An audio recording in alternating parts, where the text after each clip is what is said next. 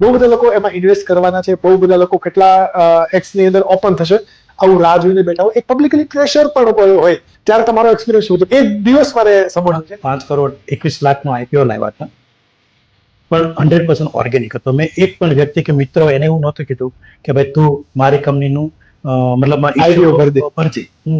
એક પણ investor meet નહોતી કરી, ડાયરેક્ટ ઇનડાયરેક્ટ કોઈ ઇન્વેસ્ટરને મળ્યો નહોતો. કદાચ કોઈ મને એવું કીધું કે મને તું ભાઈ એડવાન્સ મને પ્રી પ્રેફરન્શિયલ આપી દે, તો એ પણ મેં ના પાડી, કેમ કે મારું માઇન્ડ ક્લિયર હતું. મારે straight forward genuine public listing કરવું, અને લિસ્ટિંગમાં મારું માઇન્ડ ક્લિયર હતું કે કોઈ પ્રેશર નથી કરવું. જેને વોલેન્ટરી ઇન્ટરેસ્ટ હોય, જે મને ઓળખતા હોય, મારામાં જેને વિશ્વાસ હોય, મારી કાર્યશૈલી શું છે, હું મારા બિઝનેસમાં કેટલો ઇન્વોલ્વ છું, મારું ફોકસ શું છે, એ લોકો ઇન્વેસ્ટ કરે. બહુ થઈ તાપી મેં મારી જાતે ચાલુ કર્યું છે.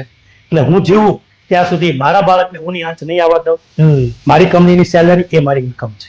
મારી કંપની ગ્રો કરશે તો હું ગ્રો કરીશ.